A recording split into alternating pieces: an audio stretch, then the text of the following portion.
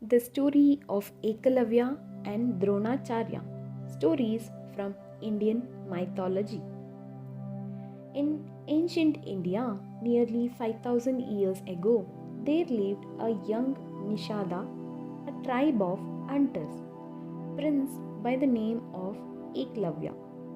Even though he was a hunter by birth, being the son of the chief of hunters in the forest of Astinapura, he aspired to become a great archer and brave warrior.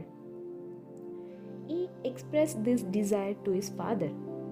Father, I want to be an archer and become a disciple of the great Guru Dronacharya, the greatest teacher of the art of archery and the science of warfare in the kingdom.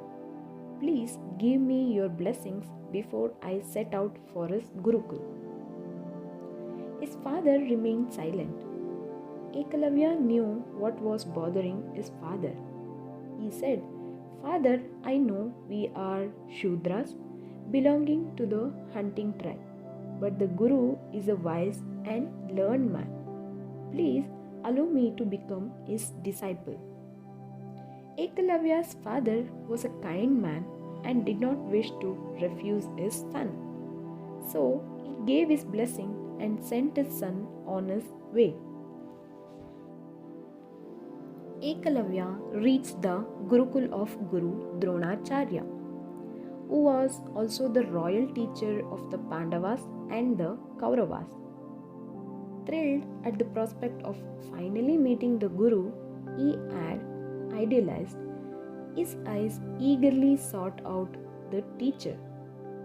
He soon spotted him instructing a boy, none other than the Pandava Arjun.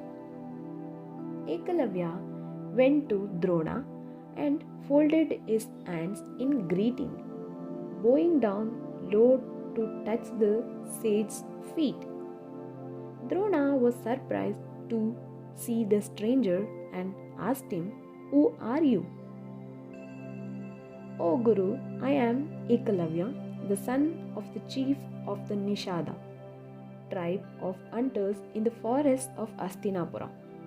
Please accept me as your humble Shishya and teach me the art of archery and the science of warfare, replied Ekalavya. Dronacharya reflected for a minute, then said, Eklavya, if you are a Nishada hunter, then you are a Shudra, the lowest caste in the kingdom. I am a Brahmin, the highest of castes. All my students are Kshatriyas, the warrior caste. I cannot teach a Shudra boy. The Pandavas stood watching the exchange. Encouraged by the Guru's word, Arjuna spoke up.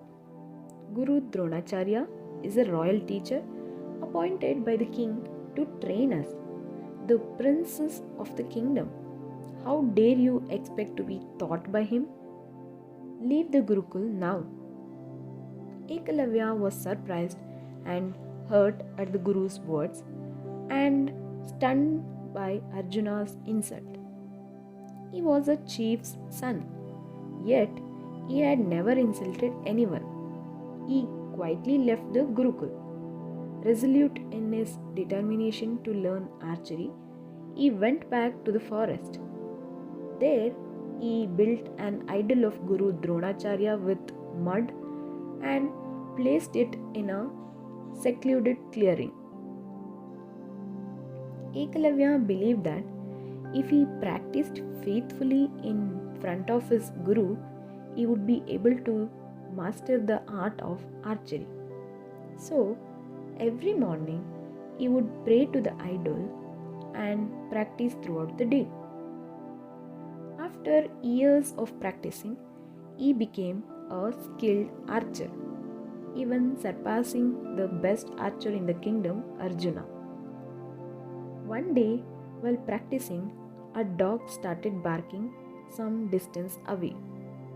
Its constant barking irritated Ekalavya, who fired 7 arrows in quick succession, filling the dog's mouth without injuring it. The dog was no longer able to bark and roamed around the forest. Thus, roaming the dog reached the Pandavas, who were practicing in the forest along with Guru Dronacharya. Drona was amazed to see such a feat of archery. He realized that only an extremely skilled archer could have done this. He, along with the Pandavas, set out to look for the archer. Soon they came across a young man dressed in a hunter's clothes practicing archery. It was Ekalavya. Dronacharya went up to him and asked, "Your aim is remarkable. Who is your teacher?" "You, sir," replied Ekalavya. Dronacharya was stunned. "How can I be your guru when I have never met you before?" "I am Ekalavya, the boy who came to learn archery from you at your Gurukul. After you refused, I came back to the forest and made a mud idol of you. I prayed to it every day, and with its blessing, I was able to master the skill of archery," replied Ekalavya. Arjuna was angry, as he was sure of his place as the best archer in the world. Dronacharya also realized that Ekalavya had the skills to surpass even Arjuna.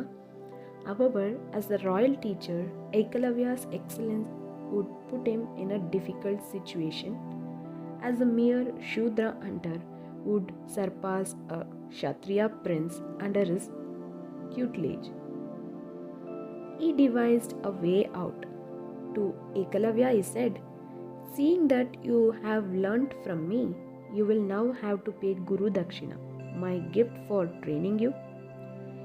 Ekalavya was overjoyed at this. A Guru Dakshina was the offering made to a teacher when the teacher considered the Shishya to have completed his learning. He replied, "I am blessed that you have asked me for Guru Dakshina. I would never refuse anything that you ask." Dronacharya seized his chance. "Ekalavya, as Guru Dakshina, you have to give me your right thumb." Everyone was shocked, even Arjuna. Everyone knew that an archery could never shoot an arrow without his right thumb. Ekalavya looked steadily at Dronacharya. He realized the reason behind this demand. Nevertheless, he replied, "I will never disobey you, sir. I am grateful that you recognize me, your disciple, even though I am a Shudra." Saying this, he took a knife and cut off his right thumb and placed it at his guru's feet. Everyone, including Dronacharya, marveled at the boy's courage. Dronacharya was humbled and blessed Ekalavya. "You will be known far and wide as a great archer, even without your thumb. Moreover, you will always be remembered as the greatest student, even for your loyalty towards your guru." So saying, Dronacharya and the Pandavas left the forest. Ekalavya learned to shoot with forefinger and middle finger and remains an example of the ideal student till today.